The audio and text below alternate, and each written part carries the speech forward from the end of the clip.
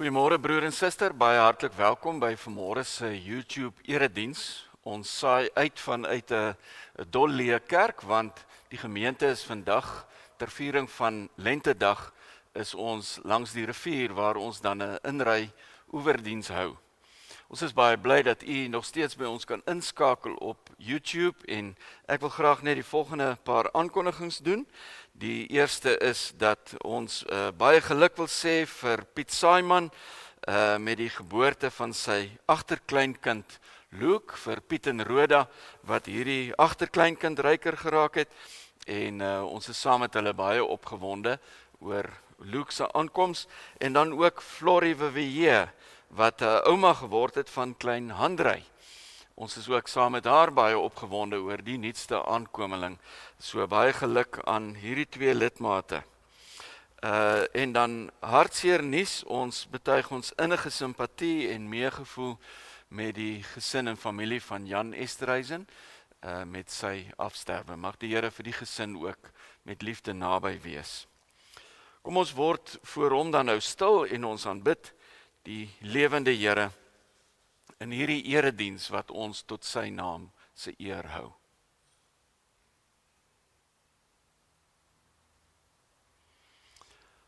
Ons begin hierdie diens in die naam van die Vader en van die Seun en van die Heilige Gees.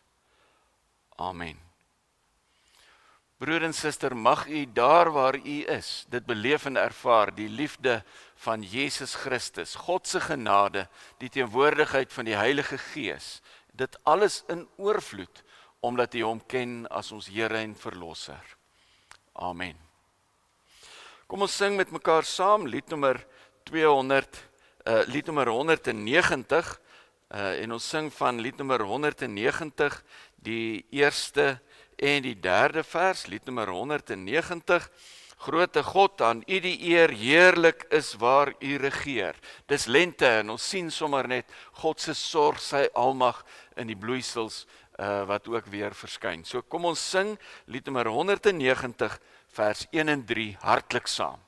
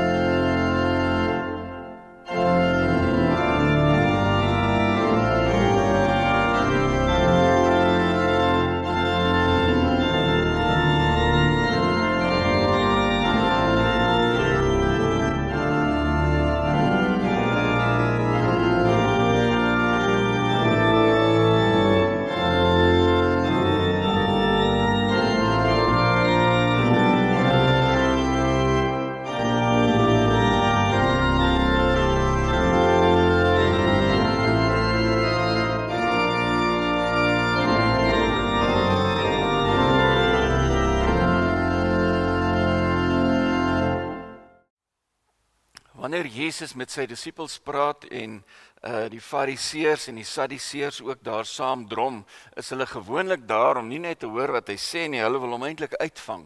Hulle is daar met 'n agenda. En toe die fariseërs dan hoor, dit staan in Matteus 22, toe die fariseërs hoor dat Jesus die sadduseërs stil gepraat het hulle by mekaar gekom en een van hulle, wetgeleerde, het hom met 'n vraag probeer vastrek.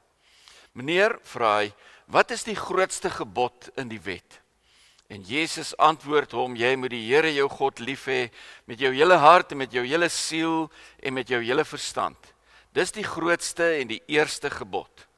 En die tweede wat hiermee gelyk staan is, jy moet jou naaste lief hê soos jouself. In hierdie 2 gebooie is die hele wet en die profete saamgevat. Die Here wil vir ons ook vandag sê dat hy ons werklik waar liefhet en dat hy ons vrygemaak het deur sy seun, sy dood, sy opstanding, sy hemelvaart. En hy wil hê dat ons voluit tot sy eer sal lewe. As ek myself ondersoek aan dit wat Jesus gesê het, ontdek ek dat ek in hierdie afgelope week alweer sonde gedoen het. Kom ons bely dan nou, ons bid met liednommer 233, dis ons gebed. As u dit nou nie saam sing daar in die sitkamer nie, lees die woorde saam, bedoel dit uit u hart uit. Ek, Vader wat gesondig het, hoe skuldig staan ek voor u wet, maar tog in Christus heilig. En dan bid ons ook later in die vers, help my geloof om vrug te dra, soos wat u van verlostes vra. Help my om 'n goeie getuie te wees van u liefde. 233 het net 1 vers. Kom ons sing dit as 'n belydenis van ons skuld.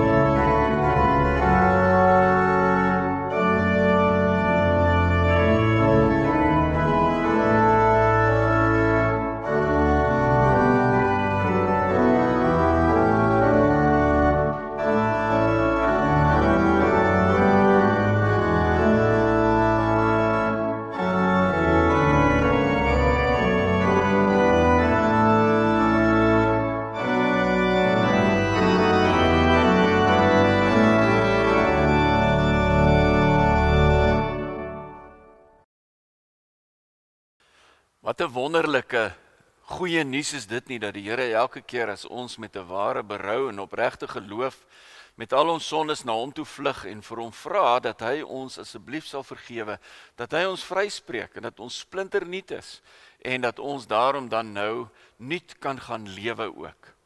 Mag die Here ons dan help om in hierdie week wat voor lê voluit te lewe tot die eer van God die Vader, die Seun en die Heilige Gees.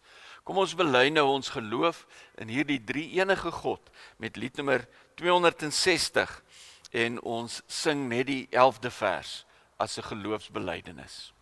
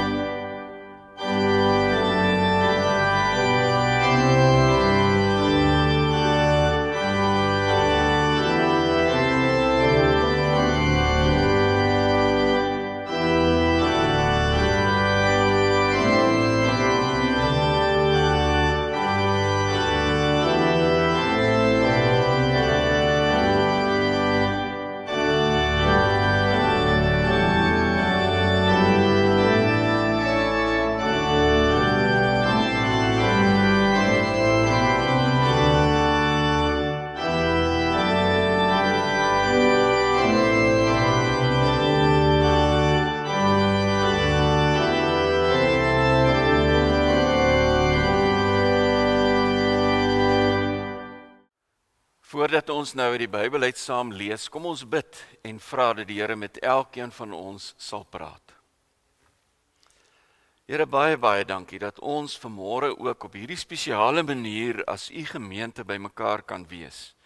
Here, want miskien is ons nie hier fisies saam in die kerk nie, maar is ons in die ruimtes van die rekenaar, is ons tog, Here, saam een van hart en een van gees. En is ons hier by hierdie erediens vanmôre om U te aanbid. Elkeen van ons in sy eie situasie. Miskien is dit 'n sitkamer, dalk selfs 'n hospitaalbed, daar waar ons is. Here, mag ons U teenwoordigheid en U liefde en ook die ondersteuning van broers en susters beleef en ervaar. Die gemeenskap van gelowiges, selfs ook op hierdie nuwe en 'n unieke manier.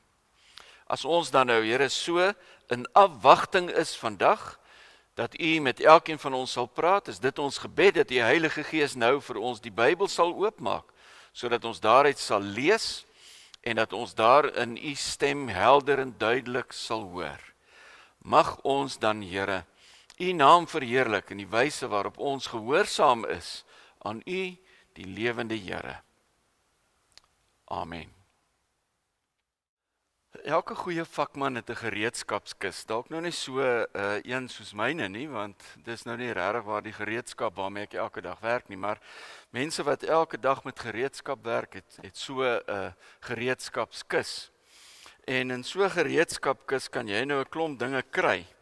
Jy kan hier byvoorbeeld is 'n bobbejaan-spinner waarmee jy groot moere kan losdraai. As dit nie wil loskom nie, is hier 'n hamer om 'n bietjie te kan help, 'n pomptang en sommer 'n hele paar skroewedraaiers, en 'n mens weet nooit wat jy kan nodig kry nie. So hier kan jy nou alles insit wat jy dalk dink dat jy gaan nodig kry vir die werkies wat jy gaan doen. Die ding is dat jy die werk nie kan doen as jy nie die regte gereedskap het nie, en dat jy ook nie regtig waar 'n stuk gereedskap moet gebruik vir waarvoor dit nie gemaak is nie. So dit is ook wat die Here vir ons gesê het in hierdie kwartaal. Hy lei ons elkeen op om werklik waar kinders, disippels van hom te wees, en wanneer hy in die hemel opvaar, sê hy, nou het ek jou toegerus, ek het vir jou die gereedskap gegee, alles wat nodig is, sodat jy ook weer disippels kan gaan maak. Gaan leer hulle dit wat ek jou geleer het, en gaan na hulle toe uit, en maak hulle deel van die gemeenskap van gelowiges, doop hulle. En die Here sal my nie uitstuur in die wêreld om werk te gaan doen wat ek nie voorbekwaam is nie. Hy stuur my nie om werk te gaan doen waarvoor hy my nie die gereedskap gegee het nie. En daarom hoef ons nie bang te wees. Ons hoef nie bang te wees om getuies van Jesus te wees nie. As hy my roep om dalk met my maatjie te praat wanneer sy hartseer is, om my maatjie te troos as hy dalk seer het, of sommer net vir hulle te vertel van Jesus, dan hoef ek nie bang te wees nie, want as hy hier in my hart so gewerk het, dat hy vir my sê, praat 'n bietjie met hierdie persoon, praat met jou maatjie, praat met 'n vriend oor Jesus, dan kan ek weet, ek het die gereedskap hier, ek kan hom maar net vertrou, en ek dink dis waar die hakplek lê. Ons het al die gereedskap om goeie getuies te wees van Jesus, maar ons is dalk bang. Ons vertrou hom dalk nie so baie as wat hy van ons wil hê nie. So hier is jou gereedskapkis. Jy het die Bybel, jy het gebed, jy kom kerk toe, Sondagskool toe, jy het vir mamma en pappa, almal van hulle help vir jou om 'n goeie getuie te wees. So al die gereedskap is daar. Nou moet jy net die Here vertrou en die werk begin doen.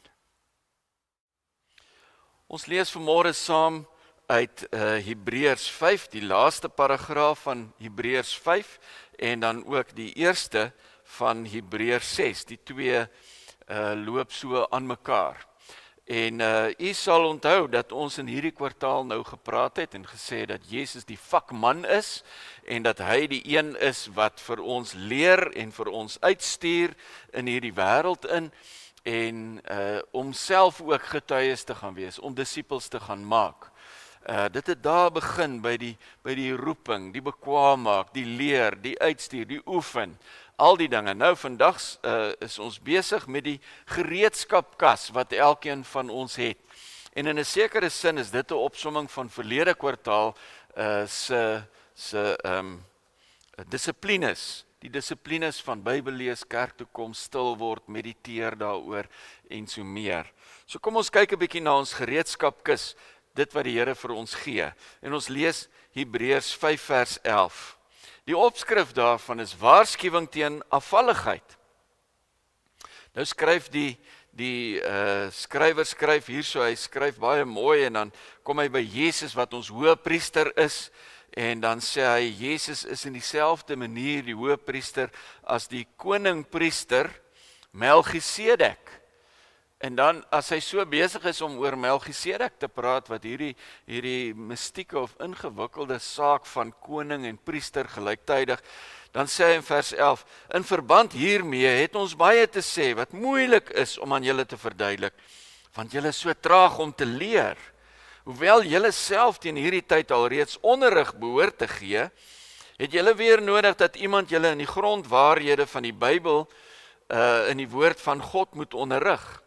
'n Mens moet julle met melk voed en nie met vaste kos nie. Iemand wat nog van melk lewe, kan nie saampraat oor wat reg of verkeerd is nie, want hy of sy is nog 'n kind. Vaste kos is vir groot mense, vir mense wat oor insig beskik en wat deur ervaring geoefen is om tussen goed en kwaad te onderskei. Laat ons dan nou nie stil staan by die eerste dinge wat aangaande Christus verkondig word nie, maar verder gaan na die volle inhoud van die boodskap. Ons wil nie opnuut die fundament lê deur te praat oor die bekering uit die leefwyse wat tot die dood lei, of oor geloof in God, die leer van die doop, die handoplegging, die opstanding van die dooies en die ewige oordeel nie. Ons sal dus verder gaan as God dit toelaat. Wanneer mense een keer deur God verlig is, die hemelse gawe ontvang en deel gekry het aan die Heilige Gees, die goeie woord van God leer ken het en die kragte van die toekomstige wêreld ondervind het, en dan nogtans afvallig geword het, is dit onmoontlik om hulle weer tot bekering te bring.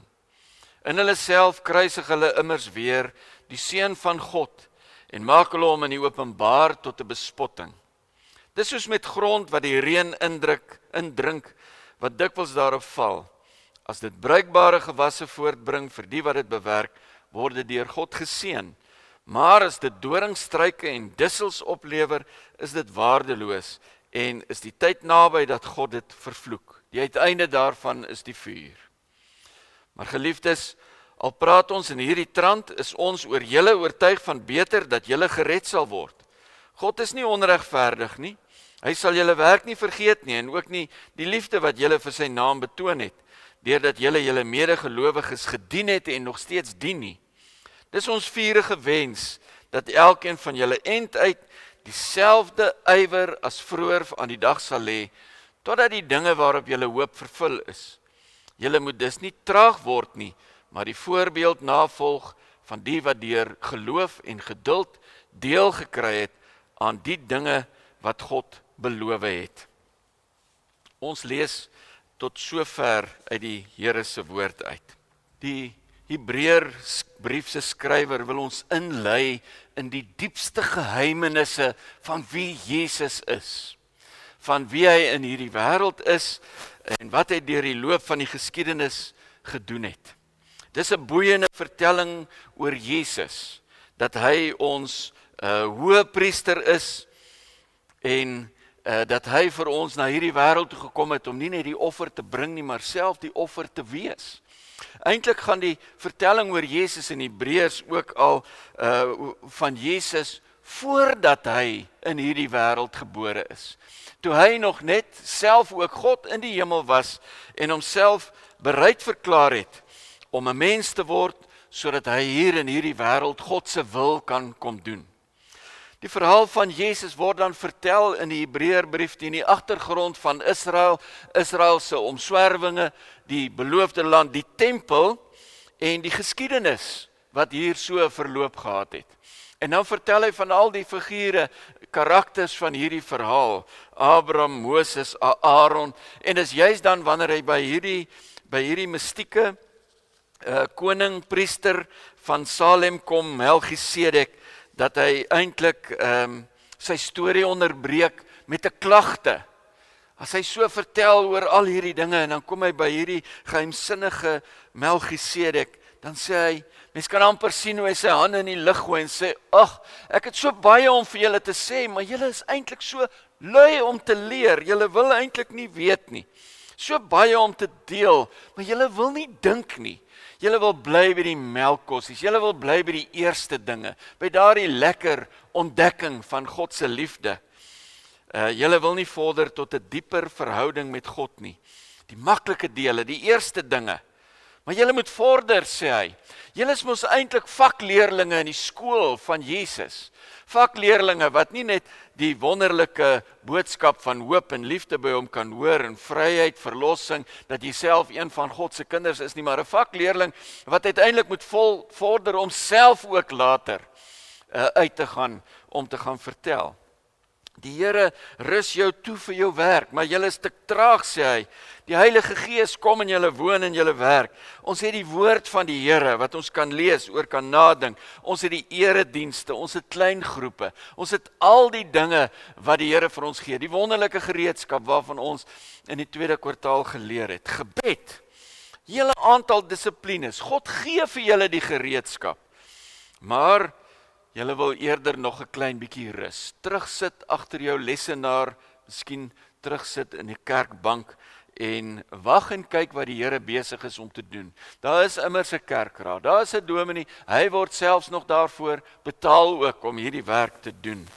Maar God roep elkeen van ons, een van sy kinders, elkeen van ons vrygemaak, toegerus, opgelei, uitgestuur, 'n hele kas gereedskap gegee, waarmee ons sy werk kan gaan doen. En hy stuur ons en hy sê, deel jou geloof. Deel dit wat God vir jou gedoen het. Vertel vir die mense, dat God jou jammer gekry het. En wat hy vir jou gedoen het. Al sy liefde, genade, die vreugde wat dit vir jou bring. Gaan deel dit, maak disippels. En jy kan, jy het die gereedskap. Vertrou dit, toets dit. Toets God se toerusting en sien dat hy daar is met jou. As ek net passief in die klas sit en lekker wil sit en luister en nog meer wil hoor en ontvang al die dinge wat die Here vir my wil gee, dan kan dit tragiese gevolge hê, sê ons teks. In plaas daarvan dat hulle ander leer, moet hulle nou weer self geleer word en in die grondwaarhede. Hulle kan nie met vaste kos gevoed word nie, hulle bly babas in hulle geloof. Hulle kan nie saampraat oor wat reg en verkeerd is nie. Hulle kan nie self onderskei tussen goed en kwaad nie. Hulle laat hulle mislei deur valse leraars wat besig is om die kerk in stukke te skeer. Hulle laat hulle self mislei deur koerantartikels en hulle kyk nie wat die waarheid is vir hulle self. Hulle toets dit nie self nie.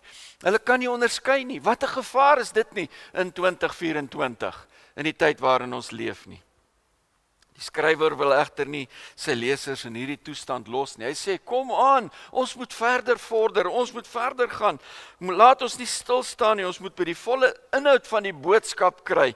Hy sê eintlik hierso, hy sê dat ons verder gaan, in die Grieks is dit eintlik 'n sterker woord te sê, laat ons meegesleer word, meegevoer word. Ek kan nie eintlik rem nie, laat ek meegevoer word in hierdie triomftog van God in hierdie wêreld.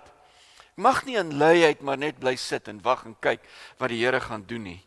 God se boodskap van liefde, God se openbaring van homself moet vir my 'n vreugde wees om my Bybel te gaan sit en lees, om 'n tyd te maak om te dink, saam met God deur te bring. Mag nooit vir my swaar wees nie, mag nie vir my 'n las wees nie. My roeping om self 'n kind van die Here te wees in hierdie stikkende wêreld en om dit te deel met ander, die gereedskap wat God vir my gee. Dis nie 'n swaar las wat ek met my saam dra nie. Ek word eintlik meegevoer. Ek kan nie eintlik anders nie. God is so groot, God is so goed vir my. Kan nie eintlik nie getuig of vertel nie. Meegevoer deur die volle waarheid van God se liefde, wil ek my gereedskap uithaal, wil ek my toerusting 'n bietjie gaan toets, en ontdek ek dat daar nie baie gereedskap is nie, kan ek daarvoor bid en vra, Here, maak my 'n getroue getuie, gee my die gereedskap waarmee ek kan uitreik na ander mense ook vertel van u liefde. En toets ek die gereedskap en ek is bang om dit te gebruik, mag ek hom ook daarvoor vra, Here, wees asseblief vir my, by my, maak my 'n getroue getuie van u liefde in hierdie wêreld. Ek wil dit graag doen, want ek word meegesleer deur sy liefde. Ek kan nie anders nie, ek kan nie stil bly nie. Maar kyk ook wat die alternatief is. As ek in my ongehoorsaamheid volhard om nie gehoorsaam aan God te wees nie, dan kruisig ek elke keer weer vir Christus. En dan end ek myself al hoe meer en meer so bietjies teen die evangelie in. As ek net 'n getuie, 'n toeskouer wil wees, nie 'n getuie wil word nie. As ek net in die kerkbanke wil sit, my Bybel, my stilte tyd, my aandgodsdiens, dit alles wil hou sonder om dit te wil leef in die wêreld daar buite, word ek so bietjies vir bietjies ingeënt, sodat ek later aan immuun is teen die roeping van die Here, immuun is teen God se liefde, immuun is teen hierdie stroom van liefde waarmee die Here elkeen van ons ook in sy koninkryk wil gebruik, en dat ek later aan dan op die kantlyn staan en dat ek nie eintlik weer gered kan word nie. Watter skokkende boodskap is dit nie.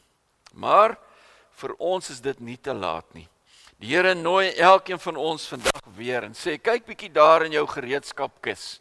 Kyk 'n bietjie waar die mense is, na wie toe ek jou stuur. Nie sommer net oral rondhol, Bybel onder die arm, maar daar's mense wat die Here jou na toe stuur. Mense vir wie jy moet gaan troos met sy goeie nuus. Mense vir wie jy moet oproep, vermaan met sy goeie nuus. Hy nooi elkeen van ons om ons gereedskapkis 'n bietjie oop te maak.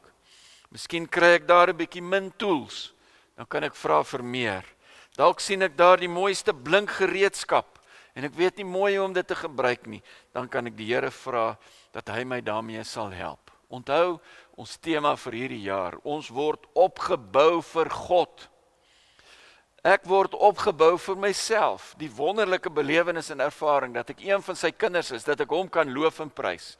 Maar hierdie bouwerk is ook vir die wêreld. Dat ek sal uitgaan met hierdie boodskap van hoop, dit wat God vir my gegee het. Luister na die mooi gebed van hierdie selfde Hebreër teks. Hy skryf in Hebreërs 13 vers 20 en 21. En dis die gebed waarmee die Here ook vir ons wil laat vandag.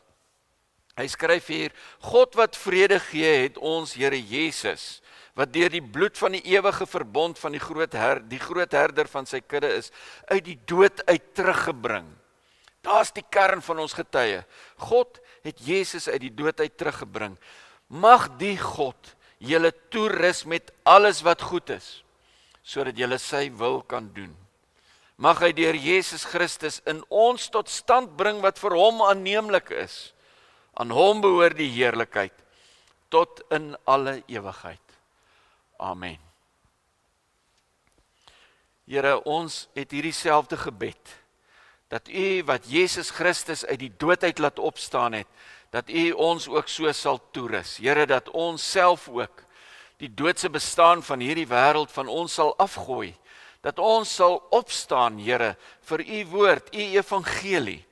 Mag ons werklik waar as kinders van U lewe, getuies van U genade, vertel wat U vir ons gedoen het, elkeen van ons, sodat ons dan, Here, hierdie wêreld kan deurdrenk met die wonderlike boodskap van hoop, van die evangelie van Jesus Christus. Amen. Broer en suster, kom ons sluit af met liednommer 486, liednommer 486, die eerste en die vierde vers. Die vierde vers sê baie mooi, ons sê dit eintlik vir mekaar, né? Ons moedig mekaar aan. As hy ons roep tot sy diens, hoe sal ons dit mag weier? Hy is almagtig, genadig, die troue bevryder. Christus gee krag. Hy klee ons met koningsgesag. Mag ons dan ons gereedskapkassie vandag vat en ons werk in die wêreld gaan doen. Amen.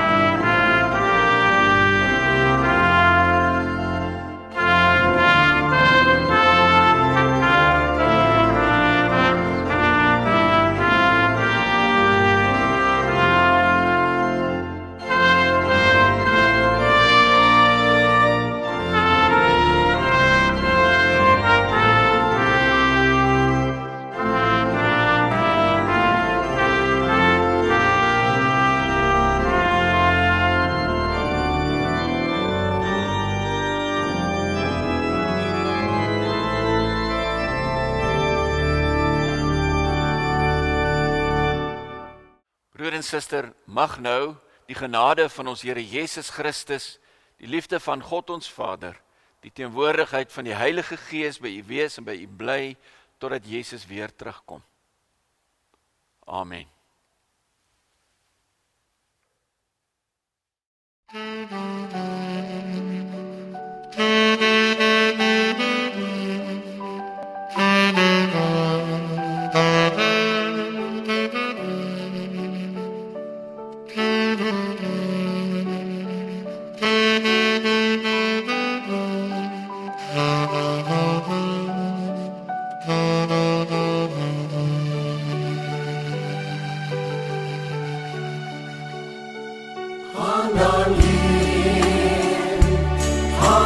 Free.